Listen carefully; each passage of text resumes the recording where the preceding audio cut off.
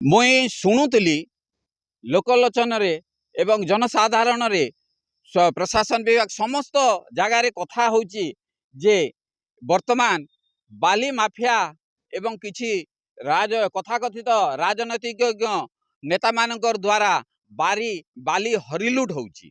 वर्तमान सुद्धा कौन सी बालीघाट सोनपुर जिले में ठिका होना ठिका डाक होना मधुर चंद्रिका रे प्रशासन विभाग एवं ठिकादार माने बाली माफिया मानकर मधुर चंद्रिका रे बाली दिन बेली राति बेली 24 घंटा अहोरात्र बाली चोरी होउची हरनचाल होउची। बाली छत्तीसगढ़ को जाउची, बाली मध्य प्रदेश आमर वेस्ट बेंगल राउरकेला पर्यंत एठू बाली जाउची। एही जो घाट रे वर्तमान मो अछि मो एटा होचे प्रत्यक्ष प्रमाण है।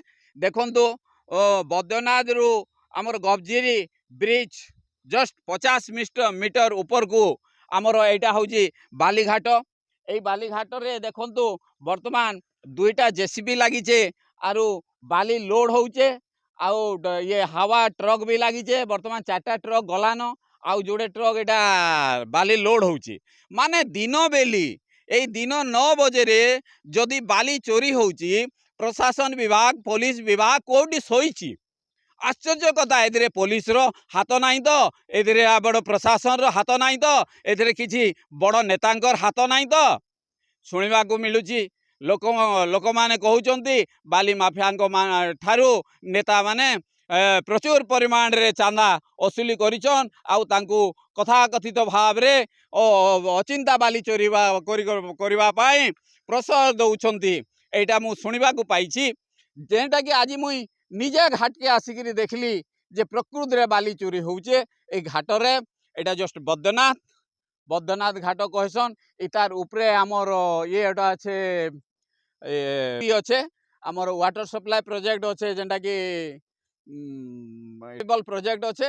ए मझीरे हाराहारी 10 फुट 20 फुट लेखान बाली कुड़ा होउचे। 20 फुट लेखान बाली कुड़ा होगी निया जाउचे जोटा कि बेआईन भाव में संपूर्ण भाव में बाली चोरी होउचे हरिलुट होउचे। यह सत्यता एवं यार प्रमाण पाई मु आज निजे घाट को आसली।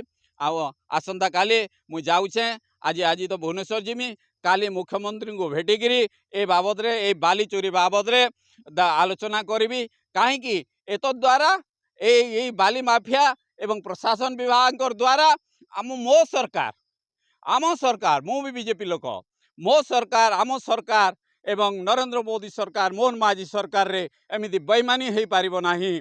ताकू जानी शुणी करी माने बदनाम करुछन। एत द्वारा लोके सरकार को निंदा करुछन। इथिर लगी मु ए विषय रे माइंस मंत्री एवं मुख्यमंत्री संगे देखा करी आसंता काली तांको संगे आलोचना करी तापरे द्वितीय पदक्षेप ग्रहण करी।